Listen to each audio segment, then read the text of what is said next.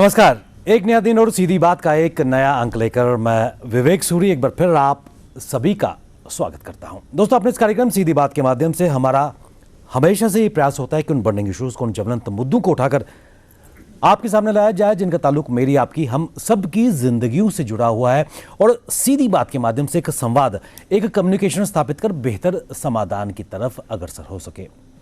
दोस्तों, भारतवर्ष की अगर बात करें तो आबादी का बेशतर हिस्सा ग्रामीण क्षेत्रों में रहता है और यही कारण है कि हम अन्नदाता की बात करते आए हैं और हमारे जो किसान हैं कहीं ना कहीं हमारे लिए हमारी जो रोटी खाने की ज़रूरत है उनको पूरा करते आए हैं। जम्मू कश्मीर के संदर्भ की अगर बात करें तो अर्थव्यवस्था, इकॉनमी का एक बेशतर हिस्सा ग्रामीण क्षेत्रों से, रूरल ओरिएंटेड और किसानों से जुड़ा हुआ है और यही कारण है कि सरकार की प्राथमिकता, प्रायोरिटी भी यही है कि एग्री और एग्रीकल्चर एलाइड सेक्टर्स को डेवलप किया जा सके और पिछले कुछ सालों से एक परिवर्तन, एक बदलाव इन शोबों में नजर आ रहा है। कितना सार्थक ये बदलाव है और किस प्रकार जो माननीय प्रधानमंत्री जी का सपना है कि किसानों की आय को बढ़ाया जा सके, उस दिशा में कितने सार्थक प्रयास जम्मू कश्मीर, खासकर जम्मू में हो रहे हैं, यही आज की सीधी बात है। उस पर चर्चा करने के लिए हमारे साथ एक बहुत ही विशिष्ट पैनल मौजूद है जिनका तारुफ, जिनका परिचय आप सबसे करा दूं। सबसे पहले मेरे एक्सट्रीम राइट साइड पर श्री राम सेवक जी बैठे हैं। आप किसी परिचय के मोहताज नहीं हैं, आप डायरेक्टर हैं एग्रीकल्चर प्रोडक्शन के और उसके अलावा पदभार आपके पास हॉर्टिकल्चर विभाग का भी है। पिछले कई समय से जब से उन्होंने पदभार संभाला है एक विजन विभाग को मिल पाया है। इनके बिल्कुल साथ में बैठी हैं मैम सुफला गुप्ता जी।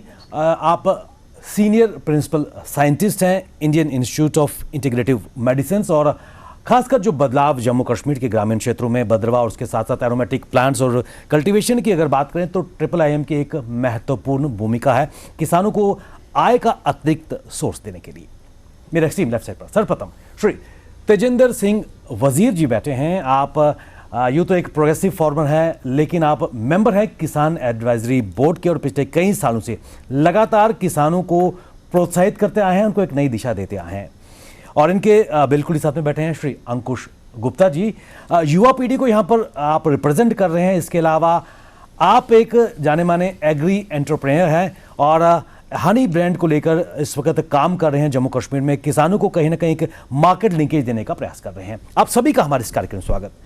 डॉक्टर साहब, शुरुआत में आपसे करना चाहूँगा, यूँ तो कल किसान दिवस भी था और कहीं ना कहीं ये दिन समर्पित है हम सब उन अन्नदाताओं को जो हमारे लिए अन्न बनाते हैं। जम्मू कश्मीर में पिछले कुछ सालों से परिवर्तन एग्रीकल्चर और एलाइड सेक्टर्स में निश्चित तौर पर नजर आया है।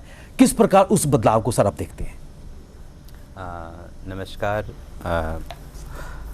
ऐसा सर कि हमारे माननीय एलजी साहब के निर्देश अनुसार पिछले साल से ही जम्मू कश्मीर में मंगला राय जी की अध्यक्षता में एक कोर ग्रुप बनाया गया और उसमें यहाँ पूरे जम्मू कश्मीर यूटी की एग्रीकल्चर सेक्टर को रिफॉर्म करने के लिए 29 प्रोजेक्ट्स जो हैं उनका अप्रूवल माननीय एलजी साहब ने दिया और ये लगभग हमारा 4 से 5 सालों में ये प्रोजेक्ट्स जो हैं वो कंप्लीट होने की संभावना है और 5013 करोड़ रुपए का प्रोविज़न जो है इन प्रोजेक्टों में है।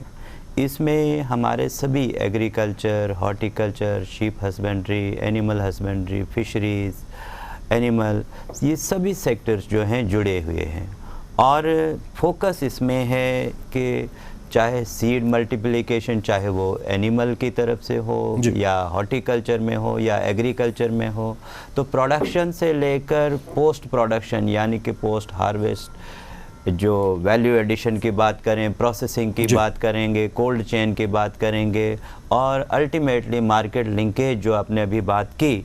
और इसके साथ ही इसमें सबसे बड़ा महत्वपूर्ण ये है कि इसमें एम्प्लॉयमेंट जनरेशन, लगभग अगर जो ये प्रोजेक्ट्स जो है पूरी तरह से एग्जीक्यूट हो जाते हैं तो इसमें 3 लाख तक हमारी जो है वो एम्प्लॉयमेंट जनरेशन की संभावना है और इससे ज़्यादा ही हो सकती है, कम नहीं हो सकती है। नंबर 1 बात। नंबर 2 बात, इसमें एंटरप्रेन्योरशिप के लिए भी बहुत बड़ा वो जो कार्यक्रम रखा हुआ है। हर एक प्रोजेक्ट में, चाहे वो एग्रीकल्चर से जुड़ा है या हॉर्टिकल्चर से जुड़ा हुआ है, चाहे प्रोटेक्टेड कल्टीवेशन की बात करें हम या हाईटेक पॉली हाउसेस की बात करें, तो ये सारे कार्यक्रम जो हैं ये हमारे यूथ्स के साथ जुड़े हुए हैं, हमारे महिलाओं के साथ जुड़े हुए हैं, जिसमें हमारा कोशिश ये है कि हमारे यूथ्स को और हमारी महिलाओं को जो माननीय प्रधानमंत्री जी का सपना है, जो अभी भी इस वक्त संकल्प यात्रा के माध्यम से चल रहा है, तो वो संकल्प यात्रा के ही विषय में हम कहें तो ये जो एग्रीकल्चर के जो प्रोजेक्ट्स हैं ये हमें मदद कर सकते हैं। सर, जैसा आपने पूरा तफसील से बताया कि एग्रीकल्चर इस वक्त एक रिफॉर्म पीरियड से गुजर रहा है और बदलाव जम्मू कश्मीर केंद्र शासित प्रदेश में स्पष्ट तौर पर नज़र आ रहा है। 29 प्रोजेक्ट चल रहे हैं और अब फोकस यही है कि किसान और उसकी एम्प्लॉयबिलिटी को दुगना किया जा सके। सुबला मैम, मैं आपकी तरफ आना चाहूँगा और ट्रेडिशनल फार्मिंग और जो डिफरेंट इंटीग्रेशन हो रही है डिफरेंट एग्री और एग्रीकल्चर सेक्टर्स की, उसमें एक महत्वपूर्ण चीज़ हम लेवेंडर की बात करें। अरोमा मिशन चल रहा है जम्मू कश्मीर में, इसके अलावा IIIM कई मिशन मोड्स में काम कर रही है जिसका फ़ायदा किसानों को मिल रहा है, उसके बारे में जानना चाहेंगे। सर, जैसे अभी डॉक्टर साहब ने कहा, जो हमारे माननीय प्रधानमंत्री हैं उनका एक बहुत बड़ा ये सपना है कि किसानों को हम उनकी जो अभी कंडीशन है उससे ऊपर लेके आए, उनकी आय दोगुनी हो। उसको ध्यान में रखते हुए 2 बहुत बड़े मिशंस चल रहे हैं। एक है एरोमा मिशन, ये पूरे भारत में है। पूरे भारत में CSIR 11 लैब्स ऐसी हैं जो इस मिशन में जुड़ी हुई हैं और पूरे भारत में किसानों से सीधे संपर्क करती हैं। इस मिशन में ऐसी एरोमेटिक क्रॉप्स, ऐसी वो क्रॉप्स जिनका कमर्शियल वैल्यू है, जिसमें इंडस्ट्री बहुत ज़्यादा जिनको उस ऑयल्स की ज़रूरत है, वैसे हमने शॉर्टलिस्ट किए और उन क्रॉप्स को हमने जो रिसर्च करके रखा हुआ था उनको किसानों तक लेके गए। तो हमारा जो CSIR IIIM जम्मू के संदर्भ में मैं बोलूँगी, हमारे पास 10 ऐसी क्रॉप्स हैं जो जम्मू कश्मीर कंडीशंस में बहुत अच्छी ग्रो होती हैं। और ऐसी क्रॉप्स जिनका फॉर एग्जांपल, जैसे अभी आपने लेवेंडर का नाम लिया, लेवेंडर एक ऐसी चीज़ है जिसमें हमें महारत हासिल है, मतलब और किसी के पास ऐसा लेवेंडर नहीं है जो हमारे पास है पूरे देश में। और जब हम उसे कंपेयर भी करते हैं फ्रांस वाले लेवेंडर से या बुल्गारिया के लेवेंडर से, उनकी वैल्यू उतनी ही अच्छी है जितनी वहाँ की है। तो हमारे पास बहुत सारी ऐसी चीज़ें हैं जिनको हम किसानों को दे के एक पैरेलल आय का ज़रिया बना सकते हैं। मतलब वो खेती तो करें ही, मगर साथ में जो उनकी ज़मीन पड़ी हुई है जिसमें कुछ नहीं उगता, वहाँ पर एक कोशिश की जा सकती है इन क्रॉप्स को लगाने की। और यही हम पिछले 10 सालों से कर रहे हैं। ये तीसरा फेज़ है एरोमा मिशन का। पहले साल हमने कोशिश की कि हम अपनी जो रिसर्च वाली एक्सपेरिमेंटल फार्म में लगाई हुई है उनको किसानों के लेके जाएं। तो उनकी जो बंजर ज़मीन पड़ी हुआ करती थी उसमें ट्राई किया। पहले साल उनको अवेयर कराने में बहुत लग गया वक्त। उसके बाद धीरे धीरे कुछ ऐसे एग्जाम्पल्स 3 साल के बाद हमारे पास आए जो हम खुद कह सकते थे और बहुत प्राउडली कह सकते थे कि ये वो किसान हैं जो हमारी रिसर्च की हुई मटेरियल को खेत में ले जा रहे हैं और उनको फ़ायदा हो रहा है। अब ये हमारे मॉडल बन गए।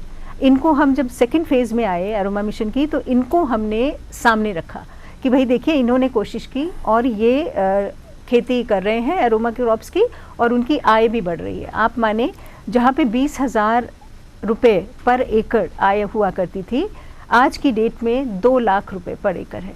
ये हमें तो हम प्राउडली कह सकते हैं कि हमने कोशिश की अपने रिसर्च को यहाँ तक लाने में। तो वो जो होलिस्टिक एग्रीकल्चर है ना, वो उसमें एरोमा मिशन और एक और मिशन है फ्लोरिकल्चर मिशन।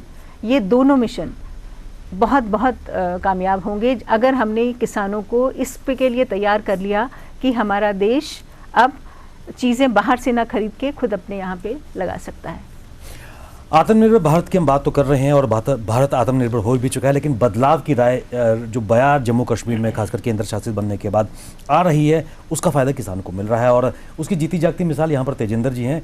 किसानों से न केवल जुड़े हुए हैं बल्कि खुद भी एक रोल मॉडल बने हुए हैं। तेजेंद्र जी, जो बदलाव नज़र आ रहा है किस दिशा में बढ़ रहे हैं? देखिए जी, पहले तो आप सब लोगों का यहाँ पे बड़ा स्वागत है और मैं शुक्रगुजार हूँ कि टेक वन चैनल ने हमें यहाँ पे बुलाया है और किसान दिवस का दिन चुना गया है। हम किसानों की ओर से जो भी हमारे दर्शक ये प्रोग्राम देख रहे हैं उनको किसान दिवस की हार्दिक शुभकामनाएं हैं जी। देखिए, अपना सूरी साहब, आप भी हमारे साथ पिछले कई सालों से जुड़े हुए हैं। ये बदलाव आप भी अच्छी तरह से महसूस कर सकते हैं, चाहे वो अरोमा मिशन है, चाहे वो हमारी HADP की पॉलिसी है। लेकिन ऐसा होता है कि कभी कभी जो हम कुछ चीज़ें ऐसी फ्रेम करते हैं, उन फ्रेमवर्क में हमें लगता है कि भाई 1 साल में ही रिजल्ट आ जाएगा, तो वो थोड़ा मुश्किल होता है। एग्रीकल्चर इज़ ए टर्म, मतलब इसमें टाइम बेस्ड एक्टिविटी है। अगर हम आज कोई हार्टिकल्चर का प्लांट लगाते हैं तो ये डिपेंड करता है कि हमारी प्लानिंग कैसी है, हमने किस तरह प्लान किया है, कौन सा पौधा चूज़ किया है, किस क्लाइमेटिक जोन में उसको लगाया है, और हमें जो रिज़ल्ट मिलने हैं वो 3 साल के बाद मिलते हैं। अगर हमारी प्लानिंग ठीक हो, हमारा प्लांटिंग मटेरियल ठीक हो, हमारी पूरी दिशा ठीक हो, तो मैं समझता हूँ उससे बहुत सारे बदलाव आ सकते हैं। हम किसानों की तरफ से बहुत शुक्रगुजार हैं माननीय लेफ्टिनेंट गवर्नर साहब मनोज सिन्हा जी के, चीफ सेक्रेटरी साहब अटल डुल्लू जी के, कि इन्होंने एक सोची कि जो सेंट्रली स्पॉन्सर्ड स्कीम्स हैं उनसे हमारे फार्मर्स का पूरा प्रॉपरली भला नहीं हो सकता, हमें इसमें कुछ अपनी तजवीज़ करनी चाहिए। तो उन्होंने 29 सेक्टर्स ऐसे देखे कि जहाँ बड़ी ज़रूरत थी कि हम इंटरवेन करें और उस इंटरवेंशन से हमारे फार्मर का भला हो। मैं आपको बताना चाहूँगा कि पहली बार ऐसी ट्रांसपेरेंसी लाने की कोशिश की गई। बड़ी बार ऐसा होता था कि भाई हमारे कुछ किसानों की फाइलें लगी रहती थी ट्रैक्टर के लिए, सिफारशी लोग आ जाते रहे ट्रैक्टर लेने के लिए, लेकिन अब ऐसा माहौल नहीं रहा। सारा सिस्टम ऑनलाइन है, पोर्टल है। हमारे कुछ लोगों को अभी दिक्कत आ रही है उस ट्रांसफॉर्मेशन को एहसास करने के लिए, लेकिन मैं आपको बड़ा दावे से कहता हूं कि अगर इस तरह चलता रहा, CIC सेंटर जो किसान खिदमत सेंटर हमारे अगर हर एक पंचायत में खुल गए, और जो स्कीम्स में हमें लगता है, मैंने कल भी एक बात यहाँ पे की थी कि भाई हमें ये सोचने की ज़रूरत है कि कुछ स्कीमों में भारत सरकार देती है 50% अनुदान, हम दे रहे हैं 95% अनुदान यहाँ पे। तो हमें सोचना है कि अगर हम वो 95% अनुदान दे रहे हैं तो उसका पे बैक क्या रहेगा। सपोज मैं एक किसान हूँ, ये मैं 20 लाख रुपए का लगाता हूँ हाईटेक पॉली हाउस, हो सकता है कश्मीर में किसी ना किसी तरीके से वो ठीक हो, नर्सरी बनाने के लिए ठीक हो, लेकिन अगर मैं यहाँ पे लगाता हूँ तो मेरा पे बैक क्या रहेगा। अगर मेरी जेब से 20 लाख रुपए गया या किसान की जेब से 20 लाख रुपए गया, सबसे पहले हमें मार्केट डेवलप करने की ज़रूरत है। अगर हमारे पास अच्छी मार्केट ना हो, मैं बड़ा खुश हूँ कि आज आपने अपने फोरम में मार्केट के लोग भी बुलाए हैं। जब तक ये 1-to-1 ना हो, मार्केट, फार्मर्स, डिपार्टमेंट आमने सामने ना बैठे, तो मैं समझता हूँ कि हम बहुत ज़्यादा तरक्की उसमें नहीं कर पाएंगे। ऐसा है कि भाई चीज़ें हमारे यहाँ बन जाती हैं, मतलब जिस तरह हमने देखा कि हमारे यहाँ पे जो अमेंडमेंट की ज़रूरत है, हमें ये देखने की ज़रूरत है भाई आए उसकी जगह हम अगर 20 लाख रुपए की कंबाइन दे दें किसी फार्मर को, 20 लाख रुपया पूरा अनुदान ना दें, उसमें 25% दें, 50% दें, तो मैं समझता हूँ कि जो हमें बफन प्रॉब्लम आती है, कभी कोरोना हो गया, पैडी हार्वेस्टिंग नहीं हो पाती प्रॉपरली या नहीं हो पाती, और आज ज़माना मैकेनाइजेशन का है कि अगर हम ये सोचेंगे कि भाई हमने आलू लगाने हैं, हम हाथ से आलू लगाएंगे, और जो हमारे पंजाब के लोग हैं वो मैकेनाइज से आलू लगाएंगे, वो मैकेनाइजेशन से लगाएंगे, मैकेनाइजेशन से निकालेंगे, तो हम उनकी कास्ट कंपेयर नहीं कर पाएंगे। जिस कास्ट में वो आलू दे देंगे फार्मर, हम नहीं कर पाएंगे। तो मेरे को ये लगता है कि जो भी चीज़ें हैं हमारे बड़े ये मतलब इनके बड़ा एक्सपीरियंस हो गया है कि भाई ये पहले साहब हमारे हॉर्टिकल्चर के डायरेक्टर थे, अब एग्रीकल्चर के भी सरकार ने इनको दिया है कि भाई ये चीज़ें हैं, हमें देखने की ज़रूरत है कि भाई मैंने कल भी ये बात की थी कि हम बहुत सारे फार्मर के लिंक में हैं, डोडा में, असरबगर में, वो लोग कहते हैं कि हमें 40 स्क्वायर मीटर का 15,000 में बन जाता है जो हमारी ज़रूरत है, तो हम उसको भी लेके कंपेयर कर सकते हैं। मैडम जी, बड़ा अच्छा है कि आप एक मातृशक्ति हैं और बड़ा आपने बदलाव लाने की कोशिश की है, और माननीय डॉक्टर जितेंद्र सिंह जी ने हमारा इस पर्पल क्रांति की तरफ इसको ले चले हैं। हम फार्मर से बड़े लिंक में हैं, हम जाते रहते हैं फार्मर के पास, चाहे वो असरबगर के फार्मर हैं, चाहे वो अपना डोडा के फार्मर हैं, चाहे कहाँ भी जहाँ पे भी लेवेंडर है। एक बड़ी प्रॉब्लम है वहाँ पे, छोटी सी प्रॉब्लम है, आपको उसको एड्रेस करने की ज़रूरत है कि जो पर यूनिट हमारा निकलता है ना लेवेंडर का ऑयल, वो बल्गेरिया के मुकाबले या बाकी कंट्रियों के मुकाबले बड़ा कम है, और आज की डेट में जब हम उसको मार्केट में लेके जाते हैं तो उसमें प्राइस जो बाहर के जो हमारे हैं, मतलब जो हमारे प्रोसेसिंग वाले लोग हैं वो ले लेते हैं, हमारा रह जाता है। बहुत सारा ऑयल इसमें पड़ा हुआ है। मिशन 1 में जो हमारे राम विश्वकर्मा जी थे, जो डायरेक्टर साहब थे, उन्होंने बड़ी अच्छी एक बात की थी कि हम इसको कोशिश करेंगे कि हम ऑयल बैंक बना के इसको खुद बेचेंगे। देखिए, हमें देखने में लेवेंडर बहुत अच्छा लगता है, अगर हम घर में सराहने के नीचे भी रखें तो अच्छी नींद आ जाती है, लेकिन हमें ये देखना है कि भाई फार्मर के हिसाब से अगर लगा रहा है, और आपको मुबारक भी है, जहाँ जहाँ बंदरों की प्रॉब्लम थी वहाँ पे आपका ही बड़ा स्ट्राइव किया। देखिए, हम आपको बड़ी वहाँ बड़ा स्ट्राइव किया कि बंदर इसको नुकसान नहीं, लेकिन आज की डेट में क्या है, हमारे पास J&K में बड़ी लेस लैंड होल्डिंग है, छोटे छोटे किसान हैं, छोटी छोटी ज़मीनें हैं। वो ज़मीनें जा तो वो सब्ज़ी में कन्वर्ट करना है, जहाँ उनको सीरियल क्रॉप्स लगानी है, जहाँ उनको लगता है कि नहीं अगर मेरे को उरुमा में अच्छा पैसा आएगा तो मैं उरुमा की तरफ जाऊँगा। ठीक है ना। हमें उस चीज़ों की तरफ देखना, देखिए हमें भी एक रिस्पॉन्सिबिलिटी बनती है। हमें भी लोग पूछते हैं कि भाई आपने सेंटर ऑफ एक्सीलेंस एक बनाया था पहले हॉर्टिकल्चर के लिए, फिर एक और बना दिया, तो क्या हम अगले 3-4 साल में या 1 साल में देखें कि भाई हमें जो स्ट्रॉबेरी के प्लांट्स, बड़ी एक इम्पॉर्टेंट बात है कि स्ट्रॉबेरी एक हमारी बड़ी प्राइम क्रॉप है जम्मू डिस्ट्रिक्ट में, तो हमें 2 सेंटर ऑफ एक्सीलेंस होने के बावजूद भी हमें उस क्रॉप पे बाहर डिपेंड रहना पड़े, तो फिर हमारा वो करोड़ों रुपया लगाने का कोई फ़ायदा नहीं होगा। तो मतलब हमें सब लोगों को बिल्कुल सोच समझ के इन चीज़ों की तरफ जाना है, तो हमें आगे काम करना है।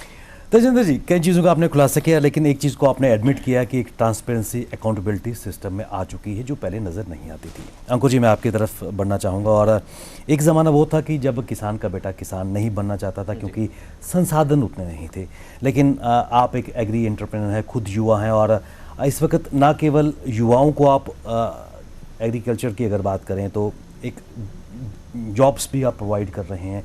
आपका जो ब्रांड है सोनिया हनी की अगर बात करें तो पिछले 40 साल से आप काम कर रहे हैं। किस प्रकार किसानों को और उनके जो बी कीपर्स हैं उनको आप टैप कर रहे हैं, एडिशनल सोर्स ऑफ इनकम आपके द्वारा प्रोवाइड किया जा रहा है? सर पहले तो नमस्कार और थैंक्स, आपने बुलाया हमें यहाँ पर। तो बेसिकली अगर किसानों की बात की जाए तो वेरी प्रैक्टिकली बोलूँगा मैं कि पिछले 15 सालों से, मैं 20 सालों से बिज़नेस में हूँ और मैं देख रहा हूँ, मेरे फादर जी ने बिज़नेस शुरू किया था एंड 20 इयर्स बैक मैं इस बिज़नेस को देख रहा हूँ। तो पहले जो था, किसान जो थे वो काफ़ी ज़्यादा मतलब अनहाइजीन तरीके से स्टॉक्स मूव करते थे और क्रॉप्स वगैरह कल्टीवेट जो भी करते थे, और हम तक जब सामान पहुँचता था तो वो ना काफ़ी ज़्यादा प्रॉब्लम देता था। कंटेनर्स गंदे होते थे एंड अनहाइजीन होता था, और फिर हमें उसको हर चीज़ जो थी प्रॉपर सेटअप करना पड़ता था उसको, और वो आती थी मीडिएटर के थ्रू। किसान को पता नहीं था कि उसको कहाँ माल देना है, कहाँ वो कर रहा है, कितना उसको प्राइस वैल्यू मिलनी चाहिए स्टॉक्स की।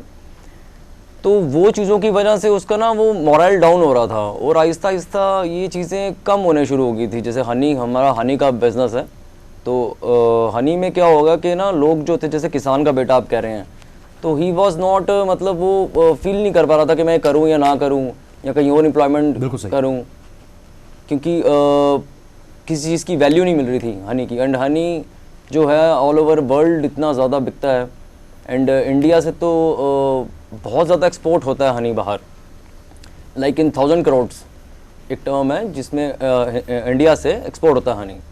और हमारा J&K का जो है, यहाँ की जो क्रॉप्स हैं, multi floral, acacia honey, this Sulai honey Kishtwar की, ये बहुत फेमस है और बहुत इनकी क्वालिटी सुपीरियर है रेस्ट ऑफ इंडिया से, मतलब very good qualities.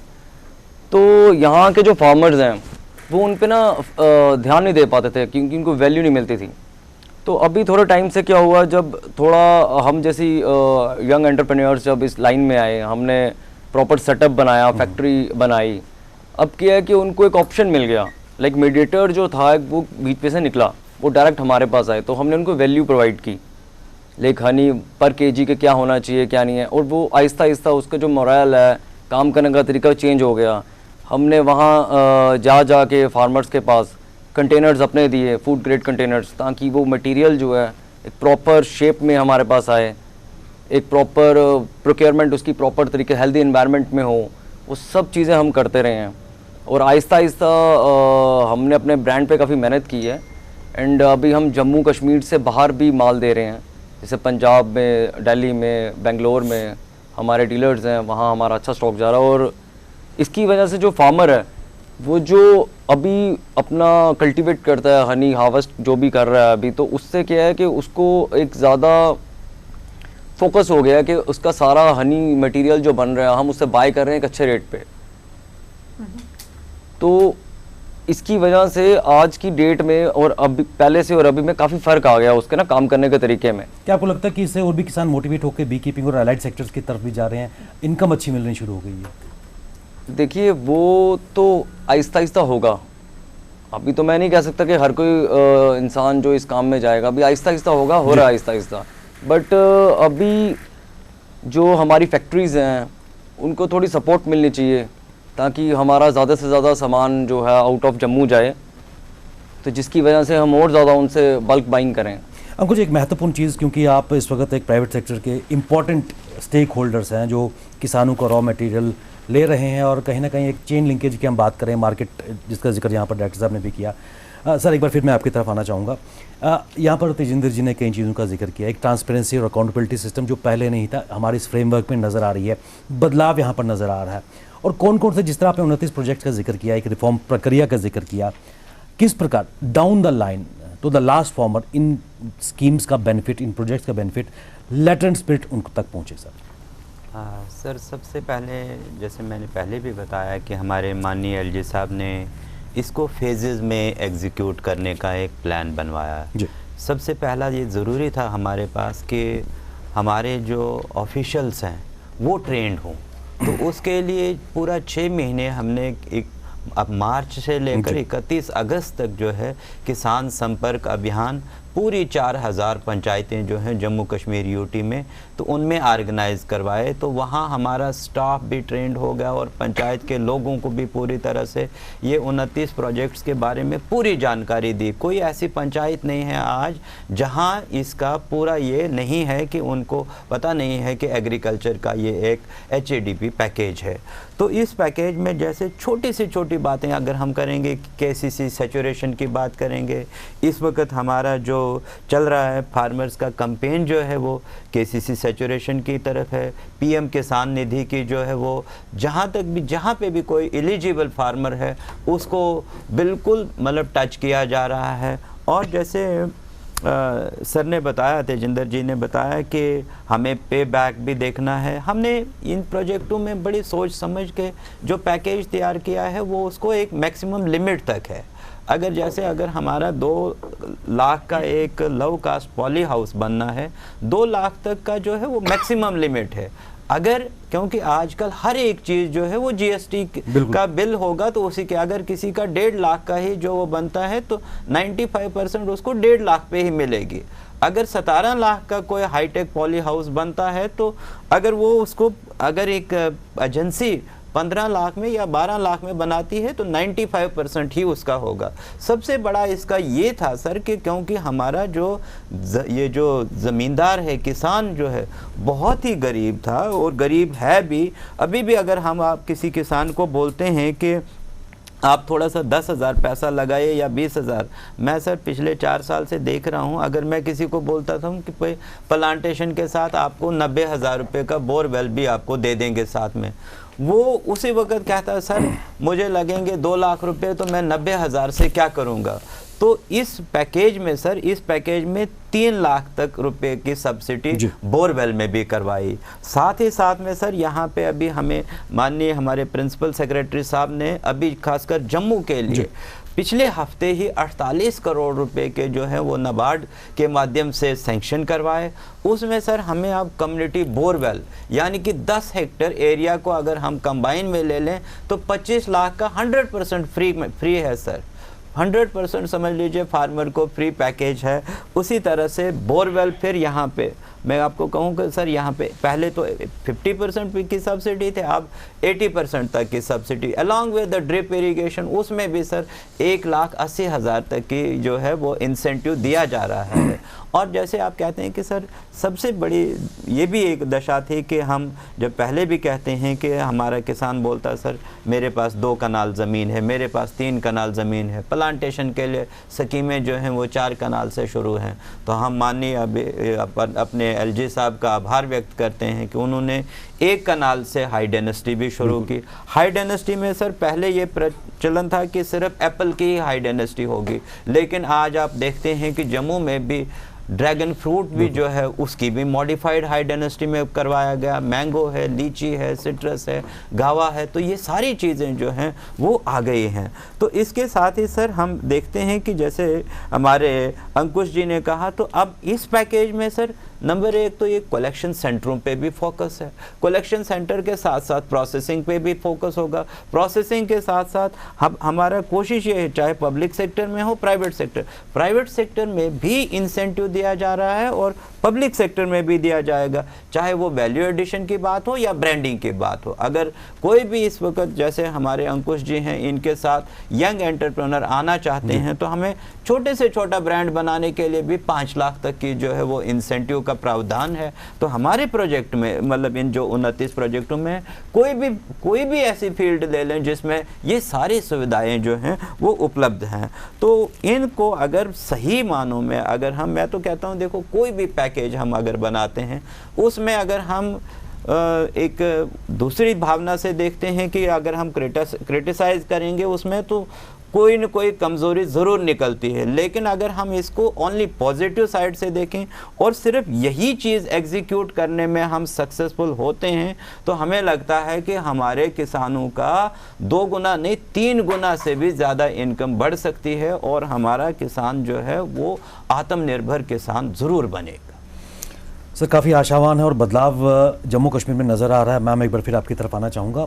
Holistic agriculture का आपने यहाँ पर जिक्र किया और कुछ चुनौतियाँ भी हम सबके सामने हैं, क्योंकि हमेशा चुनौतियाँ रहती हैं और चुनौतियों को पार करके उन स्टम्बलिंग ब्लॉक्स को, रोड ब्लॉक्स को पार करके एक नए जोश से हम आगे बढ़ रहे हैं। एरोमा मिशन का आपने जिक्र किया और एक्सट्रैक्शन की चुनौती का यहाँ जिक्र किया, लेकिन उसके अलावा किस प्रकार CSIR और IIM के माध्यम से किसानों तक पहुँचने का प्रयास किया जा रहा है? एरोमा मिशन यहाँ पर काम कर रहा है, सफलताएं आई हैं। एक ज़माना वो भी था कि किसानों की दिक्कतें थी कि उनके पास ऑयल एक्सट्रैक्शन मशीन नहीं थी, फिर IIM की तरफ से पोर्टेबल एक्सट्रैक्शन मशीन्स वहाँ पर दी गई थी उनके डोर स्टेप पे जाके। जो बदलाव है उसके बारे में वो जानना चाहेंगे। सर बिल्कुल ठीक, ये बात सही है कि एक बार किसान ने हमारा एरोमा लगा तो क्रॉप लगा तो ली, उसके बाद क्या करना है।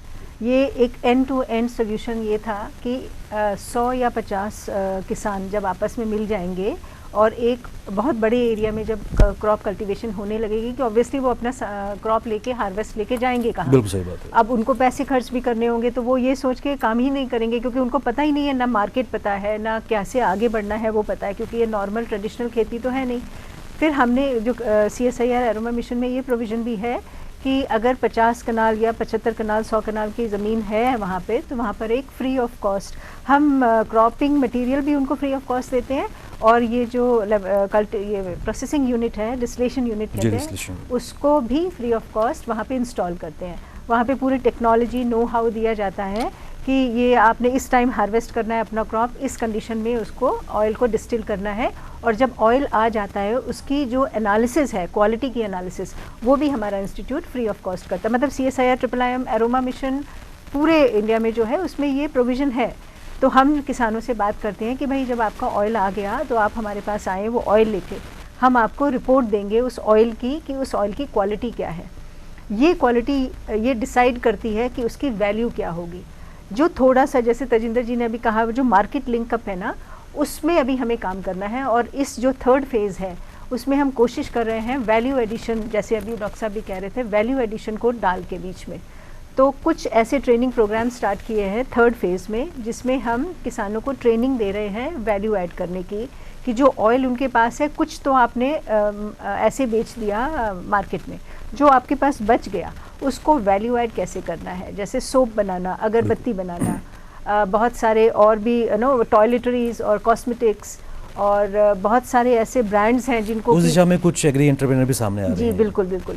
उसी को अब हम ट्रेनिंग देने के बाद अब ये हो रहा है कि आप अपनी, हमारे यहाँ एक TBI है, मतलब टेक्नोलॉजी जहाँ पे इंक्यूबेशन सेंटर, वहाँ पे वो ट्रेनिंग के बाद वो अपना एग्री स्टार्टअप कर सकते हैं। उसमें थोड़ी सी उनको मतलब फाइनेंशियल असिस्टेंस भी दी जाती है, पूरा प्लान बताया जाता है। और हमारे यहाँ ऐसे हैं 2-3 ऐसे एग्री स्टार्टअप्स हैं जिन्होंने अपनी छोटी छोटी कंपनीज खोल के वो कर रहे हैं।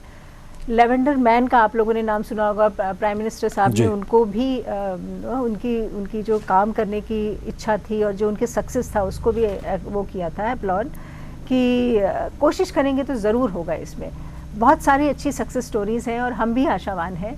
जैसे डॉक्टर साहब भी कह रहे थे, स्टेट गवर्नमेंट जिस लेवल पे कर रही है उसी में हाथ से हाथ मिलाते हुए सेंटर गवर्नमेंट ने भी बहुत सारी ऐसी हेल्प की हैं थ्रू ये मिशंस के, कि किसानों से हम सीधे संपर्क में और उनकी जो एक्चुअल प्रॉब्लम्स हैं उनको केटर करें इस बार। यानी कि जिस आपने कहा कि एग्री के स्टार्टअप सामने आ रहे हैं। तेजिंदर जी, आप स्टार्टअप से भी जुड़े हुए हैं और उन किसानों, युवा किसानों से भी आप टच में रहते हैं, क्या कहेंगे कितना परिवर्तन खासकर जो एक स्टार्टअप का कल्चर जम्मू कश्मीर में डेवलप हुआ है और खासकर एग्रीकल्चर सेक्टर में भी कई नए स्टार्टअप्स आए हैं जिनका फ़ायदा अल्टीमेटली किसानों की अर्थव्यवस्था को बेहतर करने में आ रहा है?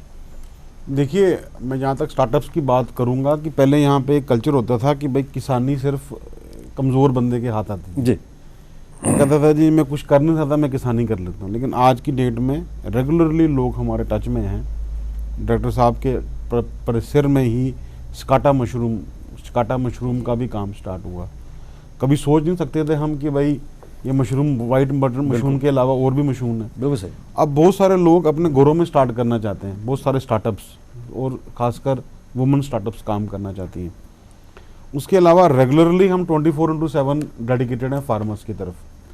जो आपने मैडम जी ने बात की कि CSIR में ना बड़ा एक एडवांटेज है, वहाँ पे इतने ज़्यादा हार्ड एंड वो फास्ट रूल नहीं है कि भाई उनको कुछ भी करना है, अगर उनको ट्रेनिंग प्रोग्राम आज करना होगा कल ही ये कर सकते हैं, क्योंकि इनको मतलब। और ये रहा, हमने नवंबर में एक फ्लोरिकल्चर का स्टार्टअप यहाँ पे, फ्लोरिकल्चर गवर्नमेंट स्टार्ट करना चाहिए थी। थोड़ा सा हमने उसमें बताया था कि भाई इसको ऐसे नहीं ऐसे करना आपने।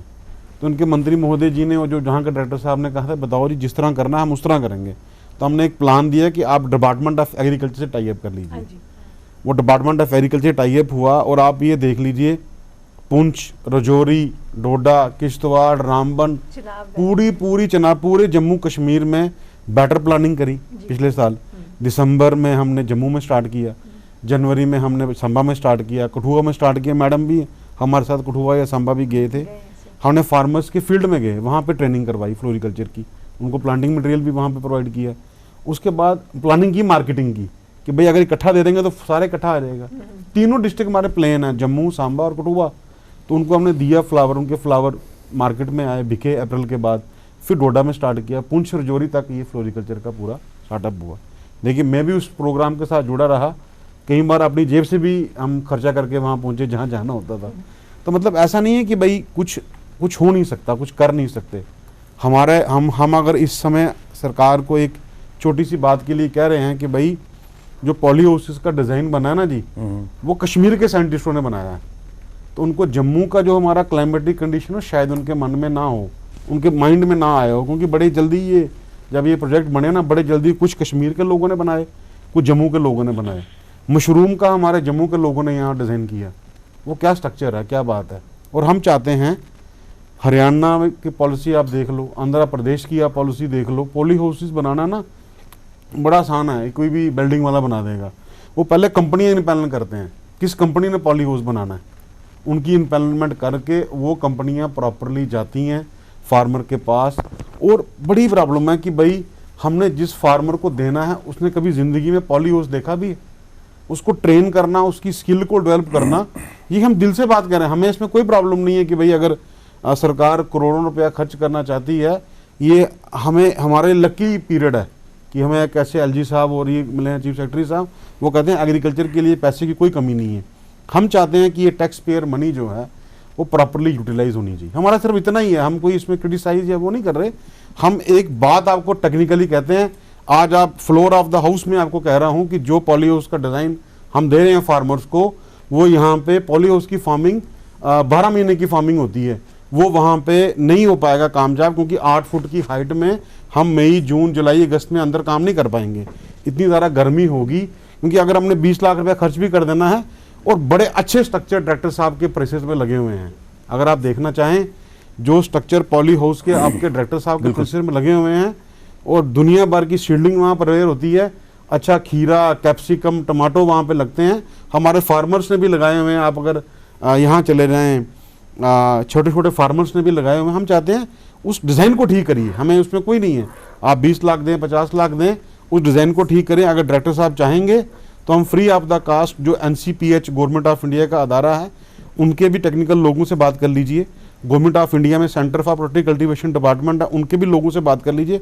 अगर वो कहते हैं ये डिज़ाइन ठीक है तो हमें इसमें कोई प्रॉब्लम नहीं है। और जो लोग, जो हमारे टेक्नोक्रेट्स इस डिज़ाइन को दे रहे हैं, कर रहे हैं, वो भी एक बात श्योर करें कि भाई ये प्रॉपरली होना चाहिए, मतलब ये डिज़ाइन कामयाब होना चाहिए, क्योंकि कामयाब हो, हमारे फार्मर को उसमें फ़ायदा हो, 90% छोड़ के 100% सब्सिडी मिले, हम उसमें खुश हैं, लेकिन डिज़ाइन वो हमारा कामयाब होना चाहिए। दूसरी बात ये है कि भाई जो हमारे CIC सेंटर हैं वो बड़े ऑपरेशनल होने चाहिए। डायरेक्टर साहब, बड़ी गुजारिश है हमारे लोगों की कि जो हमारे गांव-गांव में सेंटर खुलने हैं, क्योंकि जब तक किसान खिदमत सेंटर नहीं होगा तो वो फार्म अपलोड करने में बड़ी प्रॉब्लम है। ठीक है कि आपका स्टाफ कभी कभी कर देता है, कभी कहता है जी आप खिदमत सेंटर चले जाओ। खिदमत सेंटर हम जाते हैं, प्रैक्टिकल बात है, वो कहता है खिदमत सेंटर वाला कहता है मेरे को तो पता नहीं कैसे अपलोड करना है ये फार्म, फिर वो किसान रह जाता है। आपके सिस्टमेटिकली जो आपने बनाया हुआ ट्रांसपेरेंसी का वो नीचे रह जाता है। और मैडम जी आपने भी एक हमें करनी है कि भाई इस मिशन मोड में आप इंचार्ज हैं, आप जो हाई यील्डिंग वैरायटीज़ हैं किसी न किसी तरीके से हमने वो इंट्रोड्यूस करनी है। यहाँ पे टिश्यू कल्चर लैब्स भी हैं हमारे यहाँ पे बड़ी ज़्यादा। तो अगर आप कोई भी स्पोर्ट चाहेंगे, किसी भी तरह चाहेंगे, हम चाहते हैं कि भाई ये सुनहरी मौका हमें मिला हुआ है कि माननीय मंत्री साहब भी हमारी सन ऑफ द साइल हैं, तो हमारे लोगों को जो फ़ायदा है ये ना हो कि जब कभी हम डाइस दें तो हमारा जो लेवेंडर मैन है वो कहे मैं बड़ा खुश हूँ, जब कभी डाइस से पीछे आए तो वो कहे जी मैं बड़ा परेशान हूँ, मेरे पास तो 50 किलो तेल पड़ा हुआ है बेचने के लिए। तो ये सारी चीज़ें बड़ी प्रैक्टिकल है और हम प्रैक्टिकल बात आपसे कहते हैं। हमें बड़ी खुशी है कि जिस तरह डायरेक्टर साहब हमारे काम कर रहे हैं और जब से एग्रीकल्चर में आए हैं, देखिए बात हम इनका कोई कसूर नहीं है, इन्होंने थोड़ा बनाई है पॉलिसी, या इन्होंने थोड़ा बनाया है ये पॉली हाउस की पॉलिसी। ये आज जब से ये आए हैं एग्रीकल्चर में रात को 9-9 बजे तक काम करते हैं। अलबत्ता इनके पास एडिशनल चार्ज है, कोशिश कर रहे हैं पूरी उसमें जान डालने की, लेकिन हम ये चाहते हैं कि कभी 10 रुपये 100 रुपये की चीज़ 95 में मिलने के बाद भी हमें फ़ायदा नहीं हुआ तो फिर क्या फ़ायदा हुआ। कि अगर एक बार हम कहते हैं कि अपने टेक्नोक्रेट्स को कह लें, अब इनके पास इंजीनियर अच्छे अच्छे हैं, इनके पास लोग अच्छे अच्छे हैं, इनके पास यहाँ पे भी वो जो काम करते हैं, ये देख लें कि भाई किस तरह हम कामयाब होंगे। ये नहीं कि प्रेशर है, पैसा सही खर्च, अगर वो पैसा कल हमें बड़ी एक बेबाक बात हमारे जो यहाँ पे प्रिंसिपल सेक्रेटरी साहब आए थे वो कह रहे थे जिसमें किसानों को फ़ायदा होगा हमें डायरेक्टर साहब लिख दें कि ये कंपोनेंट में नहीं पैसा खर्च होगा, दूसरे कंपोनेंट में हम उसमें करेंगे। अपने चीफों से पूछ लीजिए, वो भी परेशान है कि यार ये कल को क्या होगा क्या नहीं होगा। सिर्फ हम ये देख के कि ये 95% सब्सिडी है तो हमें फ़ायदा हो, हमारे किसान को फ़ायदा हो, और आने वाले टाइम में अगर हम चाहेंगे कि हमारे डायरेक्टर साहब किसी बड़ी पोस्ट पे चले जाएं, लेकिन ये एक कमिटमेंट हमारे साथ करें कि आने वाले इस तरह की प्लानिंग हम कर जाएं कि अगले साल में हमें ये जो स्ट्रॉबेरी के लिए किसी स्टेट की तरफ ना देखना पड़े। प्रधानमंत्री जी इस चीज़ को तो एडमिट करते ही हैं कि बदलाव जम्मू कश्मीर में आया है, और चाहे हम अपने कमिश्नर सेक्रेटरी साहब का जिक्र किया या फिर डायरेक्टर साहब यहाँ पर बैठे हैं, डेडिकेशन 100% से ज़्यादा है। और यही कारण है कि वो इफेक्ट अपर से बॉटम में ट्रिंकल हो रहा है। और जो HODs की बात करें या ग्राउंड स्टाफ की बात करें, CHOs की बात करें, CAOs की बात करें, तो काम हो रहा है। अंकुश जी एक बार फिर मैं आपकी तरफ आना चाहूँगा। आप खुद एक युवा हैं और एक समय वो भी था कि युवा एक कंफर्टेबल लाइफ जी सकते थे और आपके पास भी एक ऑप्शन था कि आप बाहर हायर एजुकेशन के बाद बाहर सेटल हो सकते थे। यही पेशा आपने क्यों चुना, और क्या एक बदलाव की ललक अंदर थी कि जम्मू कश्मीर और खासकर जम्मू में अपने लिए, अपने लोगों के लिए कुछ करना है? जी एक्चुअली मैं बता चुका हूँ कि हमारा 40 इयर्स ओल्ड ब्रांड है, तो फादर जी ने शुरू किया था ये।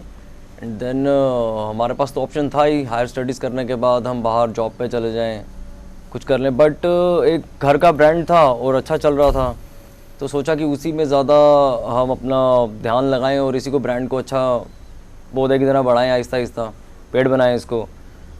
तो उसी हार्ड वर्क में ये फ्लोरिश होता गया और अच्छा इसका रिज़ल्ट आते गए। तो बेसिकली यही चीज़ रही दिल में कि बेसिकली जम्मू का ब्रांड है और एक स्पेशलिटी है J&K की हनी, तो इसको बाहर की स्टेट्स में, अदर स्टेट्स में बेचा जाए तो कितना अच्छा होगा। हमारा जम्मू का नाम भी तो हो रहा है ना, उस पर एड्रेसेस वगैरह आते हैं जम्मू के, तो Sonia honey from Jammu 40 years का ब्रांड है। तो वो जब चीज़ें सुनते गए और अच्छा लगा और इसको ज़्यादा फ्लोरिश करने की कोशिश की। जैसे अभी हम साउथ इंडिया में भी हैं, हमारा ब्रांड वहाँ प्रेजेंट है, तो वो जम्मू को कहीं ना कहीं हाईलाइट करता है कि this is brand from Jammu और हनी का ब्रांड है। तो उसमें क्या है कि वो जब सब चीज़ें देखते गए और हार्ड वर्क किया, और अभी हम क्या चाहते हैं कि इस जम्मू के ब्रांड को एक्सपोर्ट करें आउट ऑफ इंडिया। लाइक यहाँ की मल्टी फ्लोरल क्रॉप है, अकाशिया क्रॉप है, और यहाँ की सुलाई की क्रॉप है। हम चाहते हैं कि वो चीज़ें एक्सपोर्ट आउट ऑफ इंडिया जाएँ, तो एक नाम आए कि हाँ जम्मू का हनी हमारा स्पेशल ये आउट ऑफ इंडिया भी जा रहा है। तो हम उस पर वर्क कर रहे हैं, उस पर हार्ड वर्क कर रहे हैं, और ज़्यादा से ज़्यादा जो हमारे एम्प्लॉयमेंट है उसको जनरेट कर रहे हैं। अब वही है कि कुछ सपोर्ट हम जैसे इंडस्ट्रियलिस्ट को मिलनी चाहिए, डिपार्टमेंट से कोई अच्छी सपोर्ट आनी चाहिए कि हम जब मार्केट में प्लांट एंड मशीनरी अपनी लगा रहे हैं, उस पर सब्सिडी तो है, बट मार्केटिंग एजेंसीज़ मार्केट में कैसे माल आपको डालना है, उसमें बहुत सारा ना एक मनी इन्वॉल्वमेंट बहुत ज़्यादा हो जाती है। अच्छी बात आपने की कि अगर किसी जो हमारी HADP में मार्केटिंग एंड उसकी पॉलिसी में ना जी, अगर ये हो जाए कि पर केजी हम सब्सिडी देंगे, जो फार्मर कई बार क्या होता है हम वो देते हैं बक्से बक्से, कई बार टूट जाते हैं, ये होते हैं कि जो फार्मर अच्छा हनी बनाए उनको पर केजी सब्सिडी डिपार्टमेंट दे, पर केजी हनी बनाने पे। ये बड़े सारे कंपोनेंट, बड़े सारे ये चीज़ों में हम अगर पर केजी सब्सिडी दे रहे हैं फार्मर को, और इनके लिए भी अच्छा हो जाएगा कि भाई किसी न किसी तरीके से जिस तरह इनकी है इसको किसी हनी FPO के साथ लिंक कर दें, जिस तरह इनका ब्रांड है ना जी, क्योंकि हनी में हम FPOs तो बना रहे हैं, एक आजकल चल गया FPOs का भी चलन यहाँ पे चल गया। तो FPOs की जो हनी की हमारे फार्मर्स की FPOs होगी, वो जो भी हमारे प्रोसेसर्स हैं जो भी हैं उनके साथ टाई अप हो जाएगा। तो मैं को समझता हूँ क्योंकि मार्केट के बारे में ये बताएंगे और प्रोसेसिंग के बारे में वो कर लेंगे, तो मेरे को लगता है इससे अच्छे हमें नताइज आ जाएंगे। तो उसमें जो हमारा इंटरप्रेनर है उसका भी अच्छा काम हो जाएगा, किसान को भी फायदा पहुंचेगा। अंकुर जी, एक चीज़ और भी जानना चाहता हूँ कि आज जैसे आपने कहा कि आपका एक सपना है कि इसको एक्सपोर्ट किया जाए, तो किस प्रकार क्वालिटी पे काम किया जा रहा है? जिस तरह आपने कहा कि रॉ मटेरियल पहले अनहाइजीनिक कंडीशन में था, लेकिन अब उसमें बदलाव आया है आपके द्वारा, और उस क्वालिटी को किस प्रकार बेहतर करके फाइनल प्रोडक्ट वैल्यू एडिशन करके दिया जाता है? देखिए, पहले तो वेदर कंडीशंस इसमें बहुत ज़्यादा मैटर करती हैं, क्योंकि रेन कभी सही टाइम पे हो रही है, कभी गलत टाइम पे हो रही है, उस वजह से हनी पे काफ़ी ज़्यादा, फ्लावर्स पे काफ़ी ज़्यादा वो अफेक्ट करेगी। तो क्वालिटी हनी की उसमें अडल्ट्रेशन की प्रॉब्लम नहीं आनी चाहिए। बाकी हमारी अपनी फैक्ट्री में इन हाउस लैब है जिसमें हम टेस्टिंग करते रहते हैं, केमिकल्स कोई ऐड तो नहीं है, कुछ पेस्टिसाइड्स वगैरह कुछ ये तो नहीं है, वो तो करते रहते हैं। बाकी एक प्रॉपर चैनल से काम होना चाहिए, एक चेन बननी चाहिए जिसमें सपोर्ट पहले बड़ी ज़रूरी है। फार्मर इज़ डूइंग गुड, वो तो अच्छा माल बना रहा है बेचारा, हम उससे ले रहे हैं अच्छे प्राइस पे, बट आगे की जो एक मार्केटिंग है ना, उसमें जम्मू में बहुत दिक्कत है। जम्मू में बहुत दिक्कत है उसमें, क्योंकि जम्मू से अगर हमें सपोज दिल्ली मार्केट करनी है, मुंबई, महाराष्ट्र, पूना, साउथ, तो वो एक जम्मू के नाम के लिए, जम्मू के हनी के लिए, बिजनेस के लिए, तो ब्रांड के लिए, तो वो एक ना इतना ज़्यादा मनी इन्वॉल्व हो जाता है कि हमारे पास खुद में पास कुछ नहीं रहता, तो ऑटोमेटिकली हम बैक स्टेप हो जाते हैं कि हम कर ही नहीं पाते। तो उसमें मैं चीज़ चाहता हूँ कि कुछ ऐसी चीज़ कुछ हो, कोई ऐसी पॉलिसी आए, मार्केटिंग में हमें सपोर्ट मिले। सर इसमें ऐसा है सर, 2-4 बातें बताई। सबसे पहली बात मैं इसी पे आता हूँ, ये जो 29 प्रोजेक्ट्स में हैं, हमारी सबसे पहली बड़ी बेसिक वीकनेस यहाँ पे जो है वो है क्वालिटी प्रोडक्शन और क्वांटिटी प्रोडक्शन जैसे आपने कहा हम करते आए हैं, लेकिन अब इन प्रोजेक्टों में हमें क्लस्टर्स पे प्रोजेक्ट है, और क्लस्टर्स पे जैसे भारत सरकार ने पहले एक क्लस्टर दिया शोपियान को, एप्पल का क्लस्टर, ठीक है, उस एनोलॉजी पे यहाँ पे 9 क्लस्टर्स आ रहे हैं।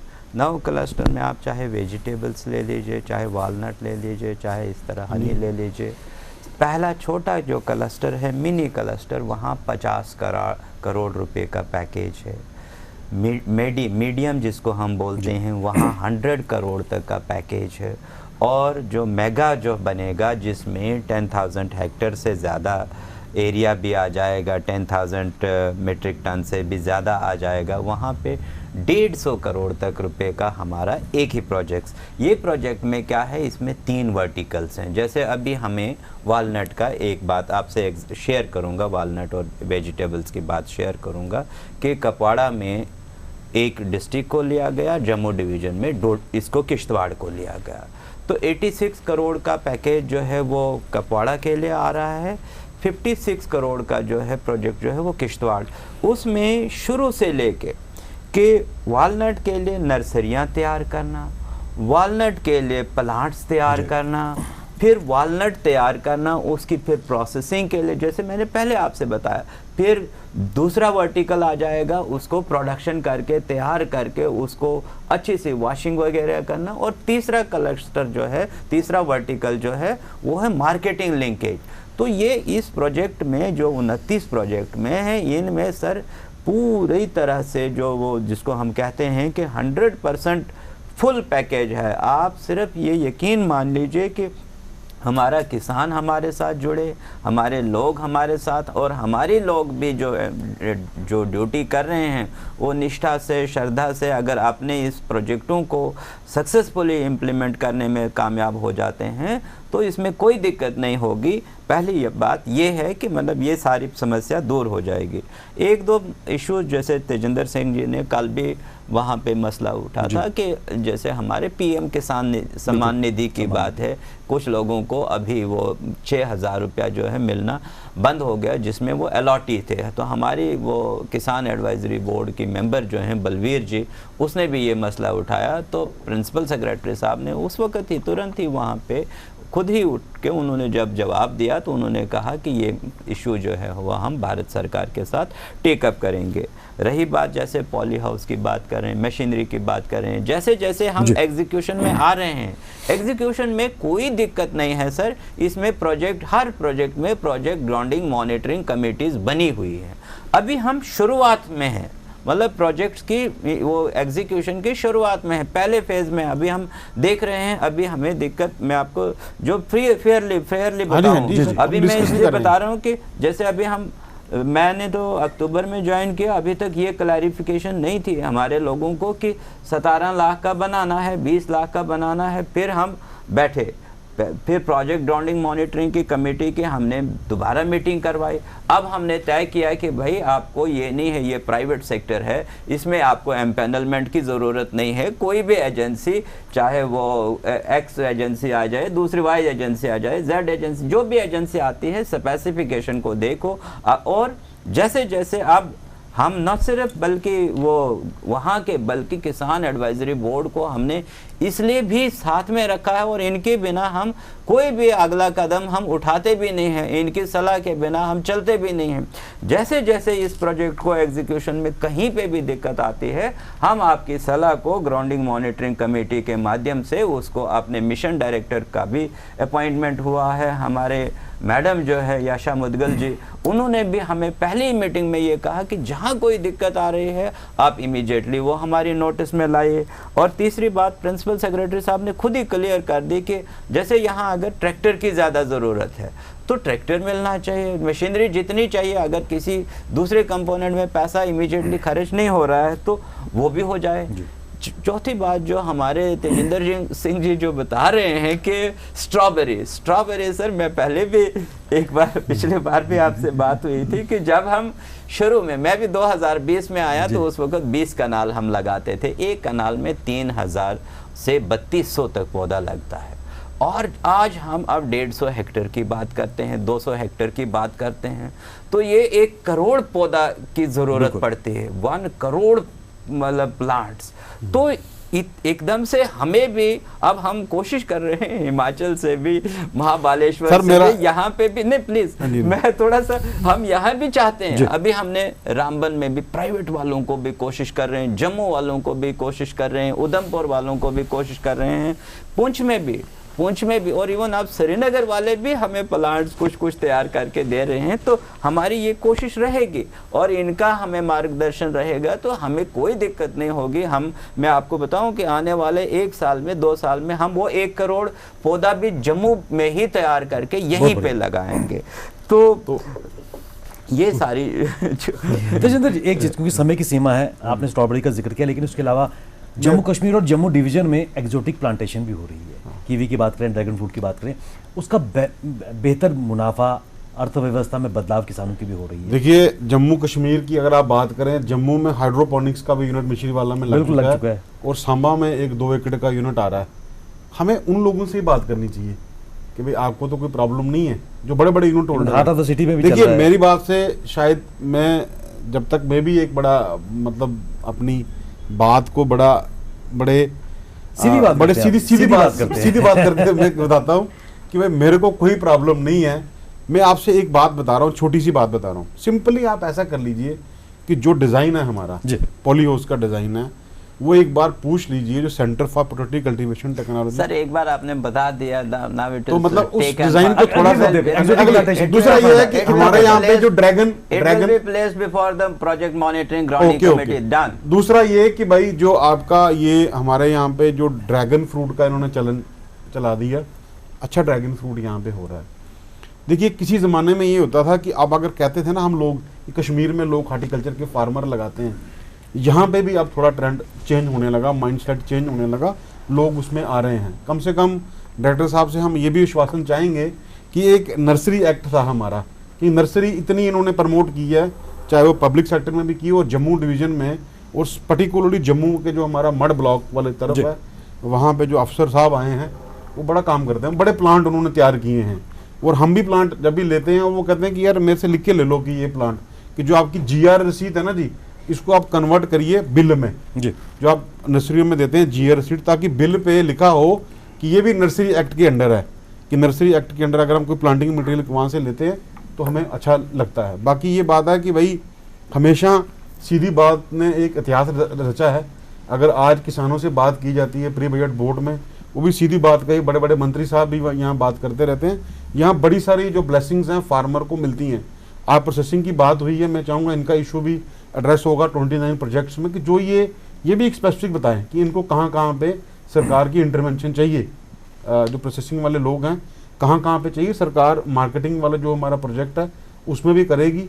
आने वाले टाइम पे जो हमारा जो अगर मैडम जी के पास भी एरोमेटिक प्लांट्स हो रहे हैं और डायरेक्टर साहब के पास भी हो रहे हैं, अगर डायरेक्टर साहब अपने 29 प्रोजेक्ट्स में कुछ लेवेंडर बल्गेरिया से इंपोर्ट करा दें, रोजमेरी है, क्लेरिसेज है, ताकि हम चाहते हैं कि जो हमारे फार्मर पर यूनिट एरिया है उसमें फ़ायदा होना चाहिए। समय की सीमा है। अंकुर जी, चलते चलते मैं आपकी तरफ आना चाहूँगा।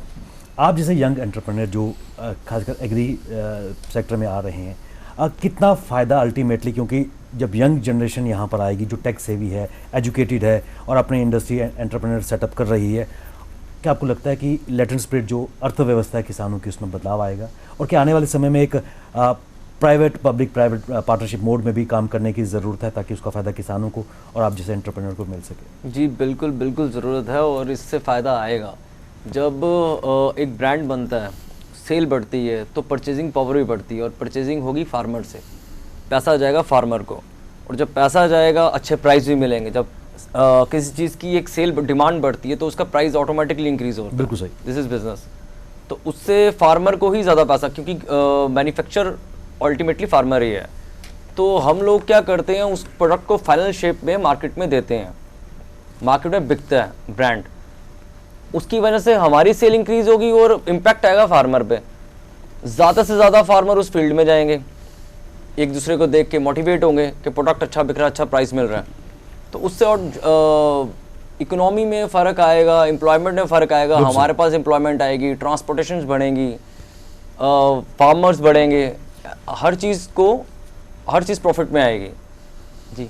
तो एक बदलाव आपकी तरफ आएगा। मैम बिल्कुल संक्षेप में आपसे मैं जानना चाहूँगा यहाँ से आगे का भविष्य क्या रहेगा और योर कमेंट ऑन दैट। बिल्कुल सही अंकुश जी।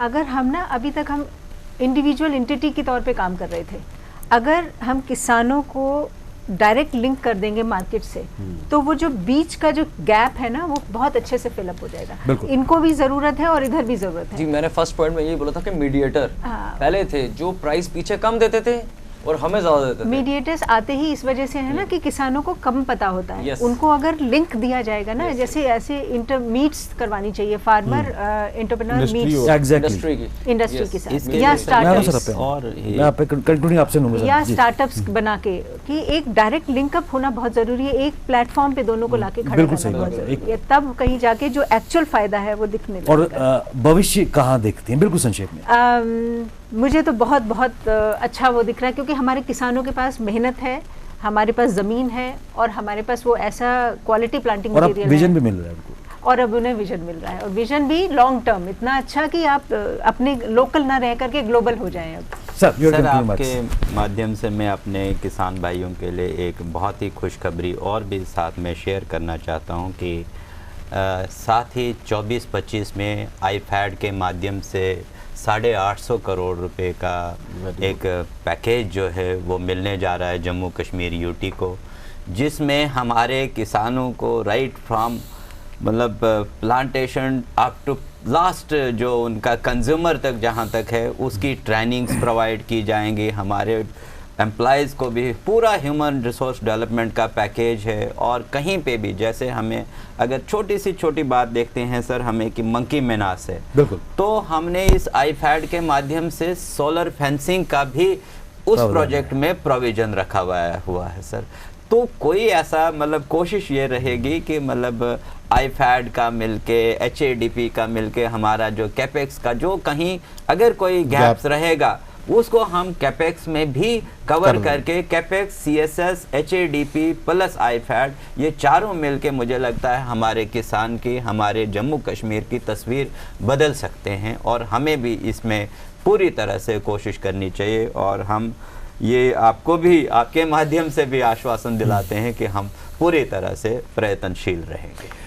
इसमें कोई दो राय नहीं है कि जम्मू कश्मीर का अन्नदाता आज निराश नहीं है, उसके को एक नया विजन मिला है, जम्मू कश्मीर में बदलाव आ रहा है, उस बदलाव की बयार में आज किसान भी बहता नजर आ रहा है। और मात्र किसान ही नहीं बल्कि किसान के साथ जुड़े जो एग्री एंटरप्रेन्योर हैं कहीं ना कहीं वो भी एक दिशा दे रहे हैं, उनको मार्केट लिंकेज देने का प्रयास कर रहे हैं। चुनौतियाँ हर क्षेत्र में हैं और एग्रीकल्चर क्षेत्र में भी चुनौतियाँ हैं, लेकिन उन बॉटलनेक्स को पार कर रही है हमारी जो नई नीतियाँ हैं। और ये आशा की जानी चाहिए कि जम्मू कश्मीर का किसान न केवल आत्मनिर्भर हो चुका है बल्कि आने वाले समय में निश्चित तौर पर वो अपनी अर्थव्यवस्था और अपनी आय को और भी बेहतर कर पाएगा और सर उठाकर किसान का बेटा आज किसानी कर पाएगा। राम सेवक जी, मैम सुफला गुप्ता जी, तेजेंद्र जी और अंकुश जी, आप इस विषय पर चर्चा के लिए अपना कीमती समय हम सबको दिया, आप सबका बहुत बहुत धन्यवाद। सीधी बात में आज बस इतना ही, इजाजत दीजिए, नमस्कार। टेक वन अब आपके व्हाट्सएप पर।